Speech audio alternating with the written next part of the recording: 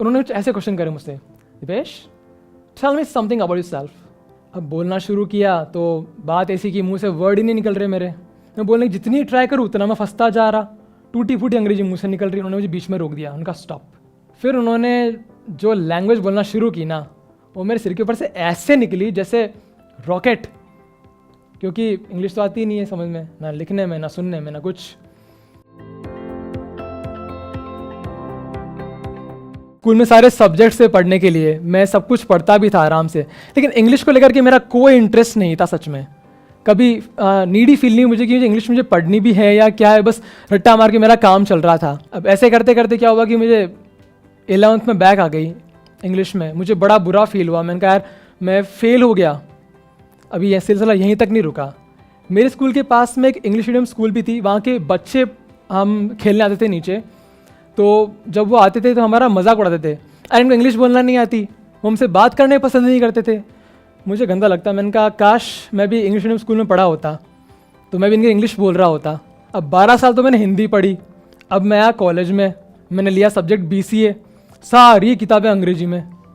मैं डर गया, मैंने कहा माय गॉड सारी बुक्स इंग्लिश में, इतनी सारी इंग्लिश, मैंने कभी इतनी इंग्लिश पढ़ी ही नहीं। मैंने कहा क्या करूँगा मैं, घबरा गया बुरी तरह से मैं।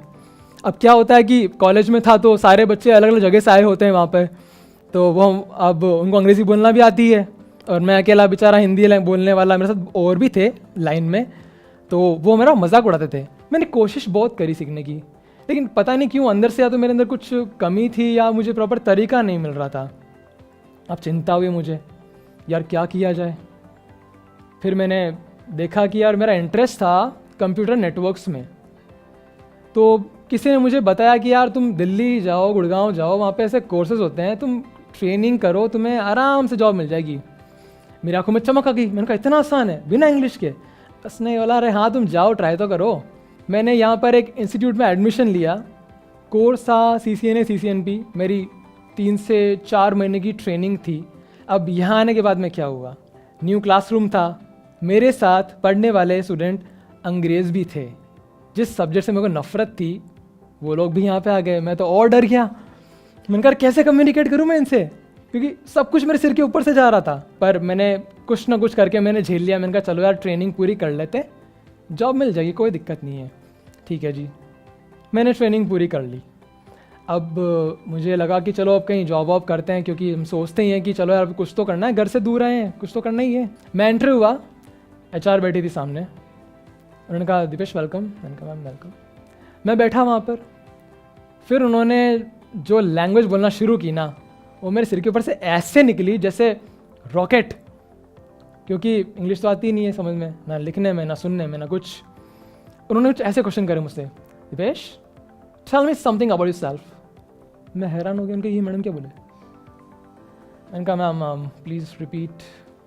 उन्होंने बोला ठीक है। मैंने बोलना शुरू किया। अब बोलना शुरू किया तो बात ऐसी कि मुंह से वर्ड ही नहीं निकल रहे मेरे। मैं बोलने की जितनी ट्राई करूँ उतना मैं फंसता जा रहा, टूटी फूटी अंग्रेजी मुंह से निकल रही। उन्होंने मुझे बीच में रोक दिया, उनका स्टॉप। मुझे अंदर रोना आ रहा था, क्योंकि एक तो इतना दूर घर से मैं आ गया हूँ, इतना कुछ मैंने किया है, उसके बाद भी मुझे जॉब नहीं मिल रही, बस इंग्लिश बोलना नहीं आती इसीलिए। फिर मैं अपने रूम पर आया, मैं बहुत रोया। मैं घर चला गया, मैंने कहा यार अब कुछ नहीं होने वाला। मैंने जा कर के सोचा अब कुछ करते हैं, तो मैंने क्लास ज्वाइन करी इंग्लिश की। उन्होंने मुझे ट्रेनिंग दी, मैंने बहुत मेहनत करी, मैंने पूरा टाइम उसको डेडिकेट करा। 4 से 5 घंटे पढ़ना, घर आकर के लिख करके प्रैक्टिस करना, फिर बोलना, ऐसे करके मैंने पूरा साल बिता दिया। मैंने पूरा अपने आप को झोंक दिया उसके अंदर। मन में ये था मुझे 100 गुना इंप्रूव होना है, मुझे वापस आना है, मुझे बेहतर बनाना अपने आप को। हर पल मन में मेरे वो सब कुछ था जो वहाँ पे हुआ था, मेरी इंसल्ट, वो बेइज्जती, वो मुझे अंदर से पुश कर रहे थे कि नहीं तू सीख सकता है, तू बोल सकता है। मेरी मेहनत रंग लाना शुरू हुई, मैंने बोलना सीख लिया। मैंने 2 बड़ी कंपनी में और इंटरव्यूज़ दिया जहाँ मेरे इंग्लिश को मुझे टेस्ट करना था, वहाँ भी मैं पास हो गया। मुझे और कॉन्फिडेंस फील हुआ, मैंने कहा वाह दैट्स ग्रेट। फाइनली मुझे अपने इंटरेस्ट की जॉब मिल गई जहाँ मैं भी काम कर रहा हूँ।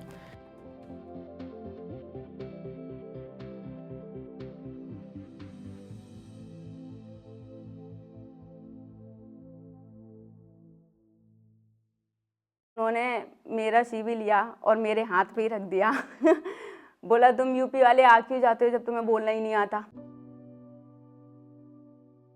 मेरा नाम लक्ष्मी वर्मा है, मैं बेसिकली फिरोजाबाद यूपी से हूँ। फर्स्ट टाइम जब दिल्ली आई तो मेरा पहला इंटरव्यू था, तो उनका फर्स्ट क्वेश्चन ये था कि इंट्रोड्यूस योरसेल्फ। तो इंट्रोडक्शन में क्या बोलते हैं मुझे ये नहीं पता था, तो मैं चुप हो गई। तो उन्होंने मेरा CV लिया और मेरे हाथ पे ही रख दिया बोला तुम यूपी वाले आ क्यों जाते हो जब तुम्हें बोलना ही नहीं आता। मुझे ऐसा लगा कि किसी ने मेरे मुंह पे तमाचा दिया हो, और मैं कुछ समझ में नहीं आ रहा था, उससे कुछ बोल भी नहीं सकती थी। तो फिर मैंने CV लिया और लौट के चली आई। फिर उसके बाद तो फिर मैंने इंटरव्यू ही नहीं दिए। इंग्लिश लगता तो था ज़रूरी है, कोशिश भी की, सीखूंगी, ट्राई भी किया।